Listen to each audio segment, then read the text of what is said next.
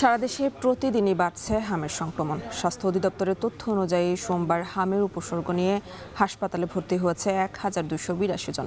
হাম সংক্রমণ নিয়ে আরও খবর জানাতে রাজধানীর শ্যামলীতে শিশু হাসপাতাল থেকে যুক্ত আছেন হাসান আল মাহমুদ এবং সিলেটের শহীদ শামসুদ্দিন হাসপাতাল থেকে যুক্ত আছেন সহকর্মী সন্দীপন শুভ। শুরুতে চলে যাব হাসানের কাছে।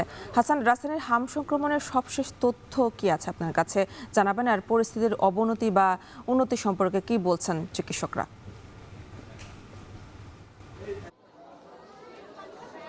সকালে আমরা রাজধানীর শ্যামলী শিশু হাসপাতাল যেটি রয়েছে সেখানে খোঁজ নিয়েছি এবং সেখানে আজকে সকাল 8টা পর্যন্ত গত 24 ঘন্টায় এখানে নতুন করে রোগী ভর্তি হয়েছে 9 জন। একই সাথে এখান থেকে সুস্থ হয়ে বাড়ি ফিরে গিয়েছে 9 জন রোগী এবং একজনের মৃত্যু হয়েছে বলে এখানকার হাসপাতাল কর্তৃপক্ষ বলছে। এবং এটি কিন্তু গত কয়েকদিনে যে রোগী ভর্তির হার সেটি কিন্তু অনেকটা স্বাভাবিক রয়েছে এবং এর আগের 24 ঘন্টা যদি আমরা বলি, গত সোমবারের সকাল 8টার আগের 24 ঘন্টায় সেখানে কিন্তু 12 জন রোগী ভর্তি হয়েছে, সেটি কিন্তু কমে গতকালকে 10 জনে নেমে এসেছে। এবং গতকালকে আমরা দেখেছি যে এখান থেকে 22 জন রোগী কিন্তু ছুটি পেয়েছিলেন, যারা সুস্থ হয়ে এখান থেকে বাড়ি ফিরে গিয়েছেন। অর্থাৎ হাম যেমনভাবে আসলে কিছু জায়গায় বাড়ছে, একই সাথে রোগীর সুস্থর যে হার সেটিও কিন্তু ধীরে ধীরে বাড়তে শুরু করেছে। এবং এখানকার চিকিৎসকরা শুধু অন্যান্য যেসব হাসপাতাল রয়েছে রাজধানীর সবগুলো হাসপাতালের চিকিৎসকরা আসলে সর্বোচ্চ চেষ্টা করছেন যাতে রোগীদের যে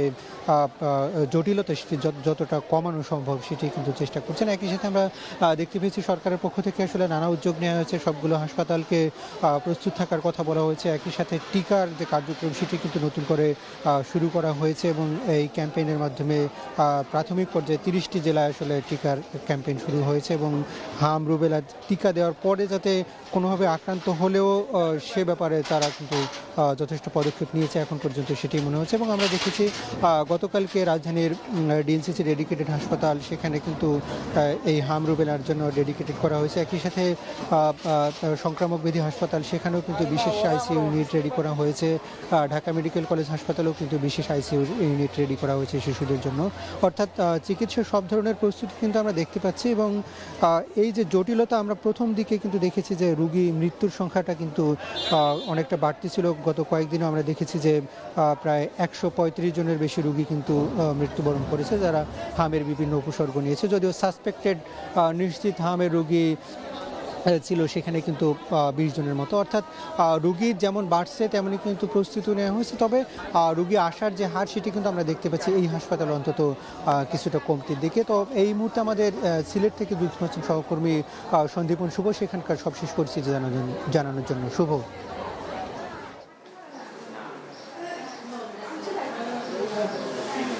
হাসান, আমরা যেমনটি শুনছিলাম আসলে হামাক্রান্ত রোগীর সংখ্যার কথা, ঠিক একই কথা কিন্তু আমরা যদি সিলেটের কথা বলি সেটি কিন্তু আসলে আশঙ্কাজনক।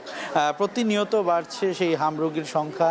আমরা এইটি যে হাসপাতালে আছি, সিলেট শহীদ শামসুদ্দিন হাসপাতালের, এই হাসপাতালের চিত্রটি শুধু আপনাকে বলতে চাই।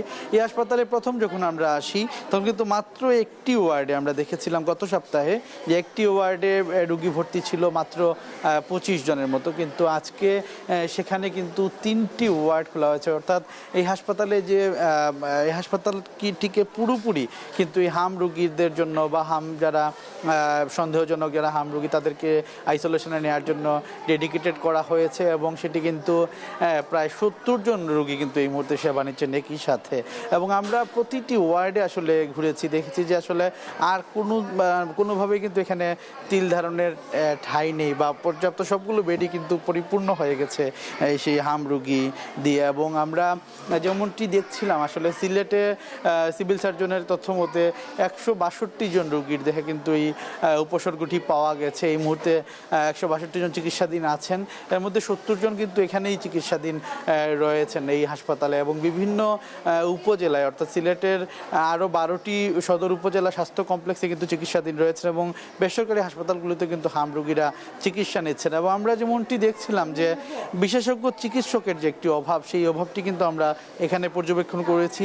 যে মাত্র একজন চিকিৎসক যিনি Sylhet MAG Osmani medical college থেকে আসেন এবং একজন চিকিৎসক দিয়ে কিন্তু এটা চলছে। অর্থাৎ চিকিৎসকের একটি বড় সংকট কিন্তু সিলেটে রয়েছে, অর্থাৎ শিশু বিশেষজ্ঞ চিকিৎসক কিন্তু অনেকটাই কম।